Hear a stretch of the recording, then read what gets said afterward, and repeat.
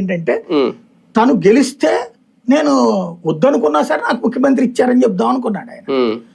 ఆయన అలా చేయలే 19లో. కానీ ఓపెన్ గా అంగీకరించలేకపోతున్నారు. పదవుల కోసం నేను పార్టీ పెట్టలేదు, నేను ఏ రోజు సీఎం పదవి కోరుకోలేదు అనేది కదా మన రాజమండ్రిలో కూడా అనేది. అయ్యే అట్లాంటి మాటలే మాట్లాడడం మానేయాలి. అదే ఎందుకు అంగీకరించలే మాట్లాడరు ఆ ముక్క. ఎందుకని మాట్లాడతాడు? దేశోద్ధరణ రాష్ట్రోద్ధరణ నీ ఒక్కడి వల్ల కాదు, అది నిరంతర ప్రవాహం. ఇప్పుడు కాంగ్రెస్ చేసింది తప్ప కాదు, కాంగ్రెస్ విధానపరమైన లోపాలు కొని చేయొచ్చు, కాంగ్రెస్ సమాజానికి మంచి చేస్తుంది. ఆ మంచి చాలదని నేను ఇంకా మంచి చేస్తానన్నది బీజేపీ. బీజేపీ చేస్తున్న మంచి చాలదు, ఇంకా మంచి చేస్తానన్నది కాంగ్రెస్. వీళ్ళిద్దరికి చేత కాదు నేను బాగా మంచి చేస్తానన్నది కమ్యూనిస్టు. వీళ్ళ దాంట్లోనూ పరిపాలనా లోపాలు మాట్లాడతారు. ఇది ఒక సహజ సిద్ధ ప్రక్రియ.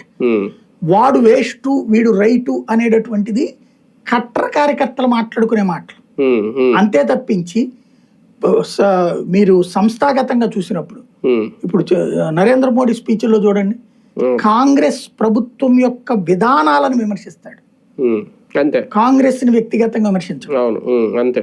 పాలసీల మీద మాట్లాడాలి. నువ్వు నీ పాలసీ ఏంటి? ఇప్పుడు ఈ ప్రభుత్వం వచ్చాక తీసుకున్న పాలసీ ఇదిగో మేము దుబారాని ఆపాం, నువ్వు చెప్పగలవా? అది లేదు. మద్యం ఇంతకుముందు జగన్ తీసుకొచ్చిన పాలసీ తప్పు, నా పాలసీ వల్ల ప్రజలందరూ బాగున్నారు చెప్పి ఎక్స్ప్లెయిన్ చేయి.